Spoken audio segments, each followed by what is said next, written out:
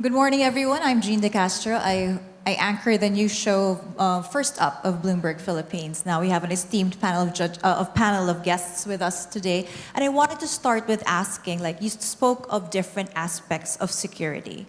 There's physical, territorial, cybersecurity. What is the biggest or most imminent threat right now to the Philippines, and is the government on the right track? Who are you asking? That's for everyone down the line. Huh? You want to start? Okay. Rafi is the most imminent threat to us today. So go ahead, Rafi. Well, my own personal view, and I said this earlier, that the biggest threat to our security is we ourselves. Tayo mismo. The way we think, the way we behave. We've set back ourselves all these years. We need to overcome the divisions. We need to unify as a people. But there are many socio-cultural walls that we have to tear down. Okay. And that's the reason why, because we are divided, that we are easily infiltrated by enemies of the state and enemies of the people. Be it terrorism, be it crime, right? Be it insurgency. It's because of the way we are where we create these problems for ourselves. These are self-inflicted problems. And if I read President Duterte correctly, these are the things he'd like to fix first. Because if we are a divided people, we will never be able to deal with any kind of threat, external threat or even internal threat at all. So, for example, in the case of, yesterday I think he was quoted as saying that we can't go to war over Scarborough Shoal. Right? Actually, what he really meant was, we really can't go to war as a people if we are a divided people. We have to fix we have to mend ourselves first before we address problems externally. And I think that's the right approach. But having said that, all right, I think the most immediate internal threat that we face is the fact that our national grid is compromised. Our information systems are possibly infiltrated and compromised. And I think Mel spoke about that earlier. And because of our oligarchic or neo-feudalistic state, we've cultivated a culture of entitlement and impunity from the oligarchy that has controlled society for decades. And these are the things that have to be torn down. President Duterte is somebody that I see as an equalizer for the people. If President Ramos focused on leveling the playing field in the field of business and the economy, in terms of social, political, cultural, even economic fair play, I think that's where President Duterte will focus his attention on.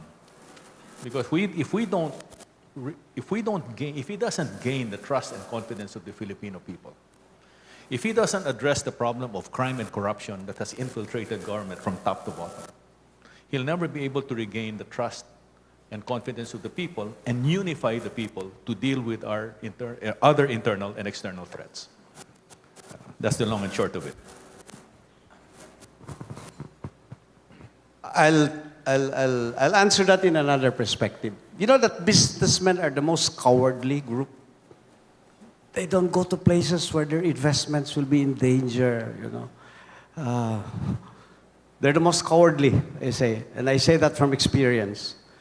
But you will notice that businessmen who take care of their communities around them, businesses, although in security risk areas, take care of their own back door and backyard and the community around them, they're the most confident group. And I say this, for example, in Mindanao, you will notice we have security conflict-affected areas in Mindanao. But if you look at the big companies that are already there, they are the ones expanding, while those who are not there yet are tentative or afraid to even go there because of this perception of conflict. But those who know the situation, because they are there, immersed in the area, and have taken care of their communities around them, because the communities that are well attended to by businesses are the first buffer for security purposes. They're the ones who will protect you. I'll give you an example. There was one big mining company that was attacked by the NPAs there. So I said, why? Because they have so much security force, they have the CAFGUs, they have the army, the contingent assigned. They even have the special CAFGUs. These are local people that are recruited and handled by the military. Why? Because they have not taken care of their immediate community. People around the mining company, and I will not mention the name, had failed even on addressing very local community issues. It's very important, therefore, that as now started off by Secretary Rafi, that we ourselves are sometimes the biggest security risks because we do not do due diligence. And it is not only for the company, it should be due diligence for your host communities that will provide to you the security buffer that you need badly in times of need. If I can, I want to take off on both of those comments. And if I was in charge, which a lot of people are thankful I'm not, but a lot of people, or what I'd like to suggest is this focus on the cyber realm. I think we're actually doing a fairly decent job, as has been explained before, in the physical realm, taking care of physical security, and that's improving. But one of the things that we are really not focusing on as a nation is our computers and our cyber realm. The talk about taking care of our own backyard, I think, was really, really an interesting point. But one of the things that I want to expand on that is our backyard doesn't have any borders. It is our literal backyard, but it's also in the cyber realm, goes way beyond the province, way beyond our property lines, way beyond our region, and even beyond our national borders.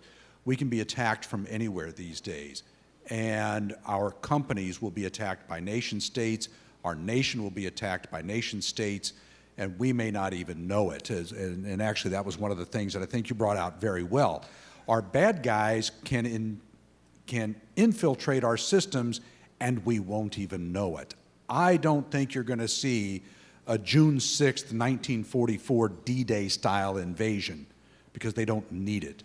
But they can bring our country to its knees through the use of a cyber attack, whether it's our banking system, the financial system, to stop the movement of money, whether it is our transportation system, whether it is our medical system. And we won't actually have an armed invasion. Now, that's a huge issue, because remember, the Mutual Defense Treaty requires an armed attack. They can destroy our infrastructure and not fire a bullet, which means that we are defenseless and we are on our own. Well, we're not defenseless, but we are on our own, and that's got to change. Secretary Alunan has brought up some great points this morning, in fact, all of the speakers did, but that's something I think we need to really, really strongly bring up. Remember, I talked earlier about the attack on Sony Pictures. The Director of Security, you can't understand what it's like to know that your company is under attack by a sovereign nation. Who do you turn to? The FBI? Well, he did. The U.S. military won't help a private company. They only take care of national attacks, and usually with bullets, not bites. That's got to be addressed these days, And that's why I think this panel that's up here has brought up some really, really great points that need to be addressed very, very rapidly. I think it's your turn.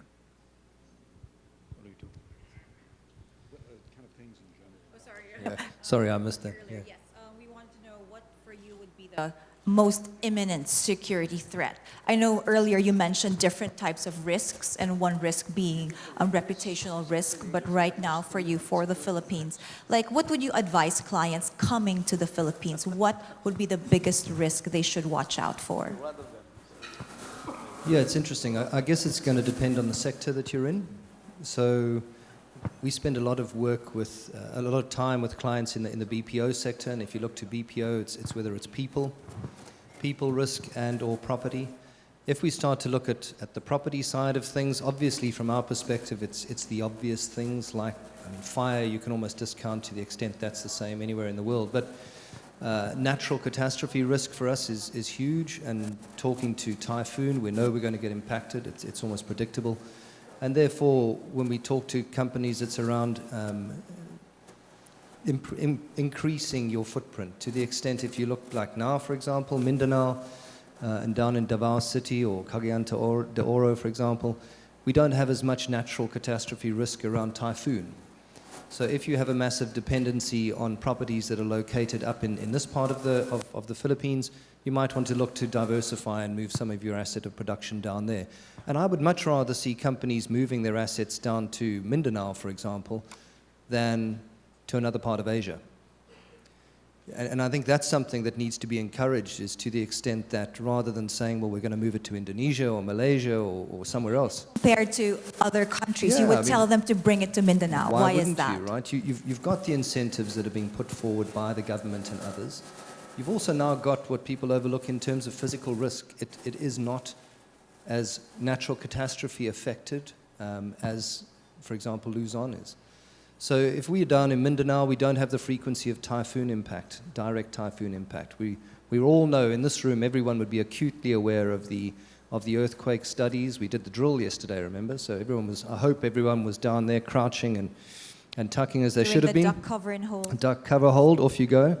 So, you know, we all know about that. But, you know, if you, for example, are down in Davao, you might not be as acutely aware of that. So from a physical risk perspective, you start to look at typhoon and earthquake, you've got to be aware of them if you're coming into the Philippines. And I will talk insurance for a brief moment. Not every insurance company that is out there, and when I talk about international insurers and reinsurers, wants to write physical risk in the Philippines because of the natural catastrophe element. Okay, we are known to be exposed to all of it. We've got volcanoes, we've got earthquakes, we've got typhoons, we've got the lot. So there's that element. And then of course, it's the people risk. And understanding people risk. The BPO sector, for example, around health and wellness, I think is a word, is maybe overused, but the health and wellness of our people element, our population that's working in these businesses, critical. Understanding what's making them ill, what's keeping them away from business. If you don't have an absolute handle on the data and the statistics that govern what keeps your people at or away from work, you're missing a trick, because that's the money. If we look to our P&L, what's the biggest cost? It's our people and our space. So if we start to address those two elements, or at least pay more attention to what the data tells us around our people, you've got to be more profitable. And what's that going to mean? Better returns for shareholders and investors. So understanding the power of data, I think, is going to be critical as well. What are the numbers telling us? And listen to them and act. Mel, I think we haven't heard from you yet. Well, the biggest threat is the one that will trigger or inflict the most damage. I think half a second damage would be massive to us if national grid is turned off, total blackout, people are stuck in elevators, food are not delivered in Metro Manila, all the traffic lights do not work, although in this country traffic lights are suggestions. And that could happen instantly. Now, we have a border, and we're not like Israelis. We have to be used to having a belligerent neighbor. And when people die in that Scarborough Shoal, it's part of the rumble. 2 guys of our navies might die, and 2 from them. We have to get used to that. No border in any place around the world has been drawn on the map by pen or pencil. All borders are drawn by blood. We're not used to having a neighbor, only now. So we should be ready. That's why we have the Armed Forces of the Philippines. We should die there. And we should be willing to do that. Because if we don't, our generation will be wiped out. There's no more Tibet. There's no more Mongolia. Why is India still there? They have nuclear weapons. And if you look at our generation for the next 100 or 1,000 years, the way the Jews see their lives and their children's children, you have to do everything to defend our country. We should have nuclear arms. That's how small countries defend themselves. But the greatest risk is on China. Their economy is not doing well. As Justice Carpio said, if we win in this case in UNCLOS, we can file a case in Canada or United States and get their properties if they start stealing our natural resources. China is powerful, but their power is not absolute. They're subject to the goodwill of people they trade with. And their number one risk is economy. And we are so afraid because they're strong and they're powerful. Yes, they are. But this is the modern world. Small countries survive.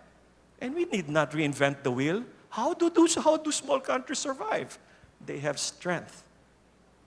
If you don't have that, forget it. All of us will be OFWs.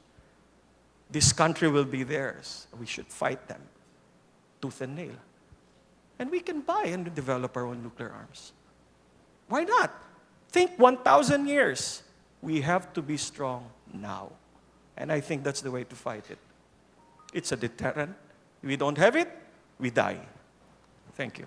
Mel, just wanted to jump off from that. Then what is our strength? What should we be building right now? Because as Secretary Alunan said, we can look for the funds for it, but it's limited. So where should we focus on building our strength? Well, of course, first internal. Every strength comes from internal. The United States, when they developed their country, their patriarchs, they saw that there were divergent groups like the South. The South, the Federalist, the problem, the Federalists, the Hamilton, and the Southern guys. Well, we have the same problem. Now we're going federal, which means the interest of the state, of the local states, can be now served. But the interest of the national interest, or the interest of the nation, should also be served. Then once we're federal, we can strengthen our our national strength. But we have to look at technology. We cannot just have a broadband speed. I have friends in Forbes Park. Their houses are 1 billion. Their internet is DSL. I mean, even our government or armed forces, what computer systems do we have there? We have to invest. And we cannot get this from our national budget. We have to borrow a lot of money for this. This is the best time. We are in the age of prosperity. $25 billion from BPO, $25 billion from OFWs every year. We must invest for our children for the next 100 years. Secretary Alunan would like to hear your thoughts on that, on what we should be doing right now to deal with China, especially because, as you pointed out, they're not at the borders. They're not outside the fence. They are also here. Well, we have to engage China, whether we like it or not. They're the elephant in the room, right? But we still have to engage them. They are, I said, the second or the third largest trading partner of the Philippines. So we can't ignore that, right? But they're also waging unrestricted warfare without firing a shot. And that's why they're occupying the West Philippine Sea. They're denying access to our fishermen, to their fishing grounds. They're preventing our local government officials from moving freely within the West Philippine Sea.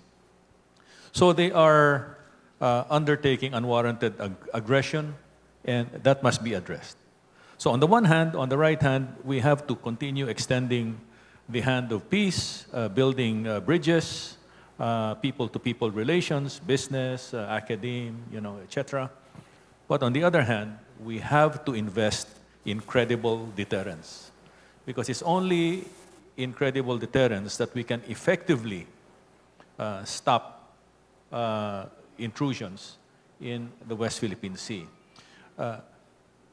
Because defense is our primary responsibility. Right? When I say invest, there has to be a return on investment. And our national security leaders and defense leaders will have to look at it from that perspective.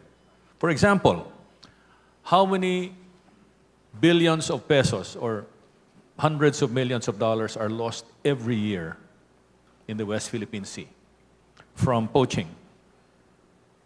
How many fishermen, how much of our fishing industries are deprived of income? If we say, let's say, we lose $1 billion a year in the West Philippine Sea, and we invest the equivalent of 1 year's loss to more ships for BFAR, the Coast Guard, and the Navy, plus aircraft for maritime surveillance. And we're able to stop the bleeding by even 50%, or $500 million per year on account of our presence and deterrent presence. We'll have payback in 2 years. The investment of $1 billion will have a payback in 2 years. And we have to look at it from that point of view. It's not an expense. Investing in national security is not an expense, but you're investing in the future and security of the nation for the long pull. Okay. And like I mentioned earlier, we may have, based on the mentality of our present and past leaders, they say, well, we don't have money. Actually, we have a lot of money. It's just that we're wasting it and it's going to the wrong pockets.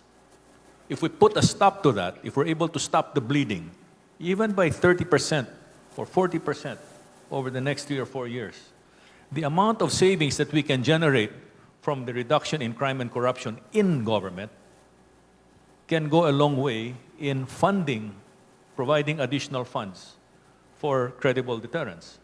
And then there are other funding possibilities. We can create bonds. Like I love to call it a patriot bond, long-term bond. And we can sell that to the public, to the corporate sector. We can even sell it internationally, to the free world, right?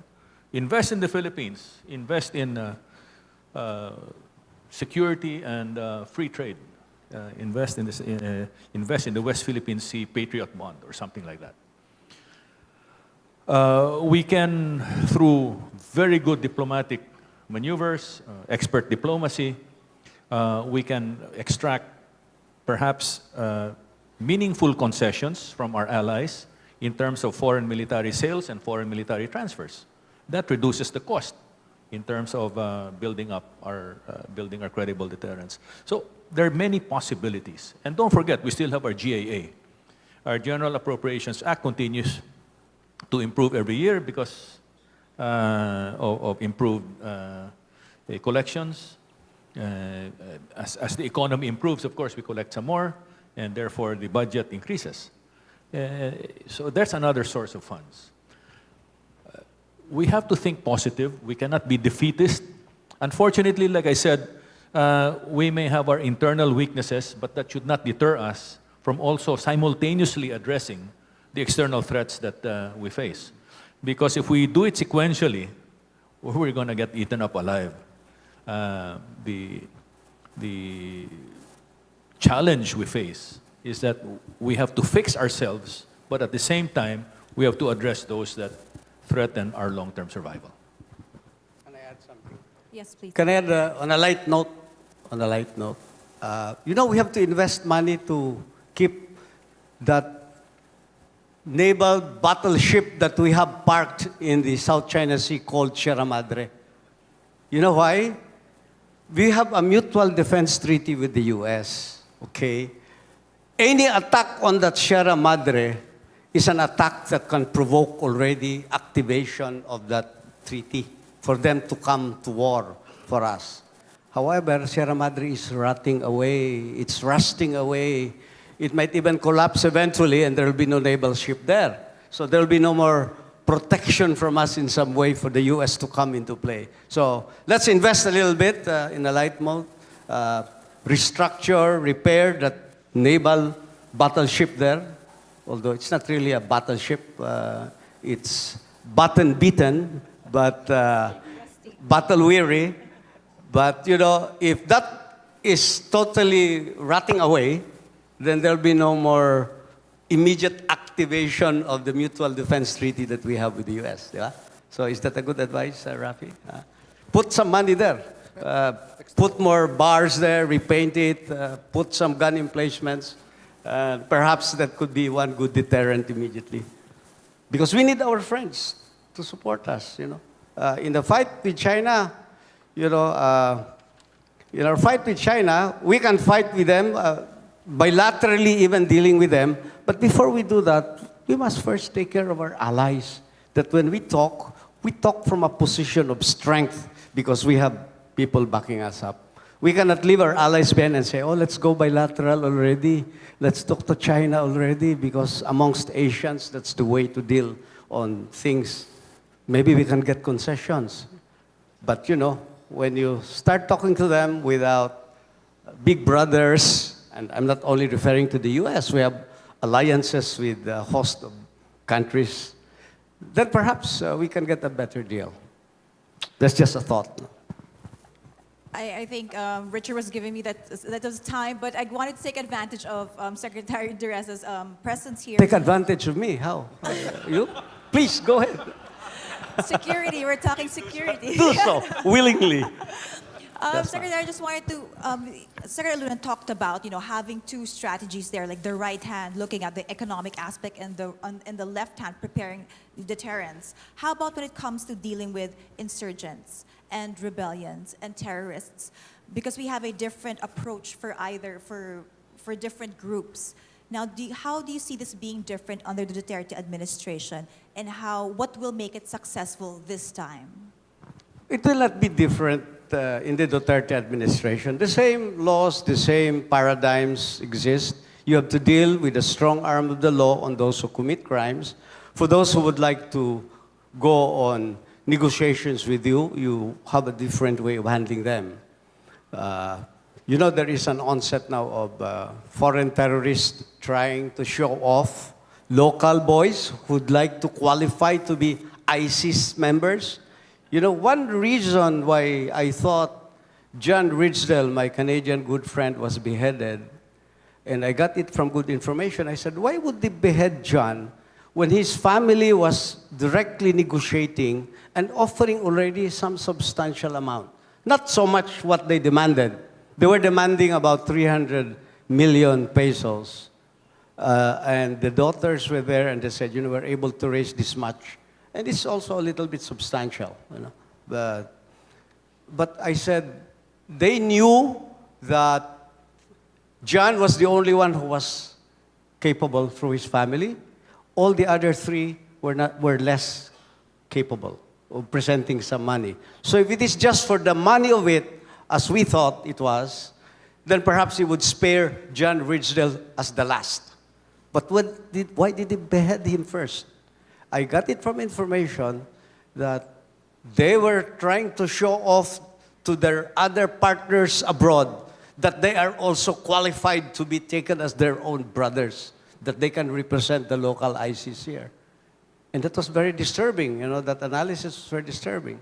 In other words, there's a serious threat of an upscale terrorist activities in some parts of Mindanao, but then it's something that we should also be prepared to deal with. That means when you deal with, therefore, with these criminal elements like the Abu Sayyaf, there is no concessions given, no negotiations. You'll have to really bomb them to pieces. And I think Duterte is prepared to do that. Just watch him. Just watch him. There will be a calibrated approach there, sure. And our media is listening, so I will not tell you. Duterte might call me off immediately and I lose a friend. But there will be a very strong hand that will be done to take care of this. Of course, there's also a creative way also of dealing with local. There's a culture of ridos among many of our Muslim brothers. Clan wars among themselves. And they have also a way of settling this among themselves. There are also indigenous ways of doing it, And you cannot get the military always engaged. We don't have enough. as a matter of fact. We're not capable. You know, if you have the NPA front fighting AFP and the police, at the same time you have the Bangsamoro fighting also the police and the AFP, where will we get the mutual defense pact cannot come in. So we'll really have first to strengthen ourselves. And that's the reason why people ask, why do we have to keep on negotiating with the bad guys, with the NPAs, with the CPP, NPA, NDF, the MILF, the MNLF? Cannot we not just, you know, run them down to the ground? You know, I remember one leader of this nation in one command conference where I attended, and one general stood up and said, Ma'am, well, I'm referring to President Gloria, therefore, said, we'll have to do this, primacy of the peace process. That means you must have to maintain ceasefire protocols. You don't bomb without following through the normal protocols. But one general stood up and said, we need not wait for that, ma'am. We can handle them. Then President Gloria said, you know, tell me, any one of you can tell me, if we can win this war, then let's do it. But can we? Who of you generals can say, with all your machinery and your manpower and all your equipment, can win this war? No general stood up. Then she said, okay, go back to peace process. That's the whole point. The other point is you cannot just kill Filipinos against Filipinos, you know. Cannot pit Filipinos against Filipinos. So there are indigenous ways of doing it. Some of those who are not Filipinos may not really understand why. And I could understand also why. But there are ways of doing it the Filipino way. Let's do it. Duterte probably will have now another way of approaching it. The Sulu, Basilan, Abu Sayyaf group, he has a game plan to do it in due time. Senator, as you mentioned earlier about them, the Abu Sayyaf showing that they can be an ISIS presence here. So the government has so far denied that there is ISIS presence here. Are you saying now that there is one that's budding, or there is? No, I'm not saying that there is ISIS here. I said they're trying to show to their ISIS friends abroad that they are also qualified to be part of their group. As to whether or not they're ISIS here, we cannot really determine that. Many years ago, I already saw the black flag of the ISIS in areas where the military would overrun certain camps. The black flag was already there. You know, is that something worrisome? It should be.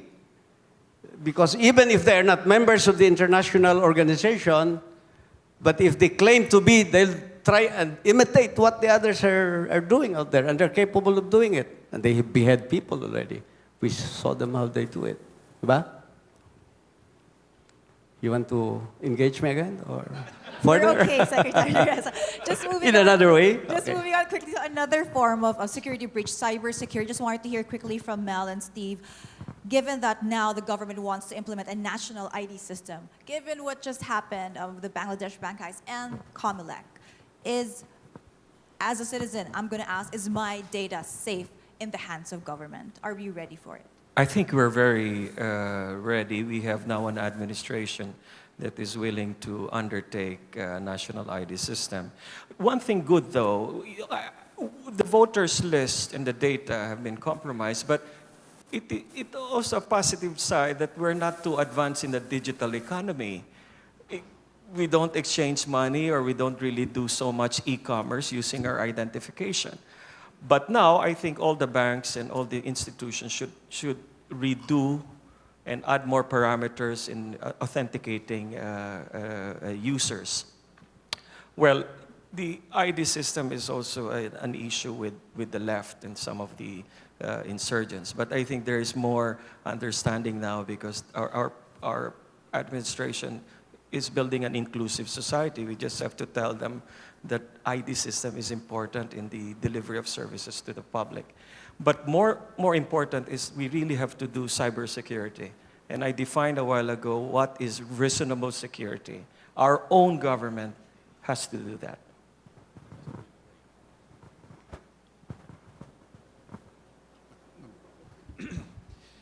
One of the things that disturbs me about cybersecurity within the Philippine context is the lack of recognition of issues in the first place. One of the things that the Target breach demonstrated was the ability of bad guys to get into our systems through trusted third parties. How they got into Comelec, I'm not going to address that right now, but one of the issues that the Target breach showed us is we tend to throw things into a big database and then just kind of hope that security happens. And that can't work. To use this room as an example, one of the things that happened with Target was that the bad guys got into the database and then they kind of said, well, hey, there's a table that's got all of our financial information. There's a database over here that's got all of our HR stuff on it. Here's another database over here. And once they got into the room, they just kind of wandered through every database that Target had and just rampaged around. One of the things that Comelec teaches us is that part of the database was encrypted, part of it wasn't, so that when the part that wasn't encrypted was compromised, they were able to figure out what else was going on in the entire database. And so we've got to be much more serious and holistic, thinking about the entire system in which we're operating. In addition, one of the problems with Comelec, from what I heard, is that the keys to the encryption was actually compromised as well. It was kind of like having a lock on our door and leaving the key in the lock. Well, yeah, you've got a really nice lock, but you left the keys right there so people could get into it. One of the problems that Comelec has is think about the data that was collected. Your name, your date of birth, your TINs or whatever kind of other numbers, your mother and father's name. Oh my God. What do banks ask you for to verify that you are who you say you are? What's your mother's maiden name? Well, they got it from Comelec. So now they can say that they're you. Don't ever doubt that these bad guys are so stupid that they can't figure out how to take data and apply it someplace else. And here's the other problem that Comelec's got for us, is that all of that data will stay out there. It isn't just a matter of, well, we've made Comelec nicer now and we've encrypted everything in Comelec. That data is still out there on all of us and will be forever. And that's going to be a serious, serious problem, so that when our OFWs try to do anything in Europe, in South America, in other, the Middle East, that data is flying around out there. And that's got to be changed. So if we ever think about doing a national ID, we've got to make sure that we're using very robust encryption that stays current, that we're using state-of-the-art, current practices. Something that worked in 2003, one of the problems that I have with government procurement is we buy something, lowest bid, not the best bid, lowest bid in 2016, and then we kind of say, well, we did everything we needed to do. Well, it's 2018, and the bad guys have vastly improved their abilities because they can compromise what we bought in 2016. The government's got to keep up to date as well. All of us need to make sure that we are investing over time, and it's not an easy thing to do because government procurement policies is we buy something, we kind of take a look at things, we test things, and what we bought or what we set out in our terms of reference and our statement of work and all that kind of stuff for 2016, by the time we finally award the bid in 2018, the world has changed and our processes have to change. And actually, Andrew just mentioned about using the hackers to hack it. We've got to make sure that we're using much more aggressive ways of testing that are valid for now. If we learned cybersecurity a few years ago when we were going through undergraduate, it isn't the same world anymore. It's a rapidly evolving world. So I appreciate the question, I appreciate the very good answer, because it's something that we've got to stay on top of all the time. Can I add one interesting point? Have any one of you experienced leaving your favorite phone behind? And that you feel so restless that you'd like really to go back to it and have it? You know why? Because we created another clone of ourselves in that gadget. And that can be pried into by anyone. Right? That's the biggest danger. For your person to be already all information about yourself, of course, your other illegal phone calls, your messages to other unauthorized receivers, Rafi, this can be pried into by other persons already. I talked to the son of Hans C., the owner of SM. We were together in a plane, and he said, Tito, I have a problem with what is happening to the world today. He's a student in Australia. And he said, by that phone, you have created a clone of yourself, and that's something that is already your duplicate, because you got all the information there about yourself, and that is the biggest security risk that you can ever have. So that's just an example of what we are going into in this world. No? So don't Richard's- start texting, something. Please note he had his hand on Secretary Alunan's shoulder. Okay, go ahead. I know it will be interesting. I have a 30-second response because of, the spotlights under me. Yeah. I have a disclaimer. Yeah. I didn't do it, and I promise not to do it again.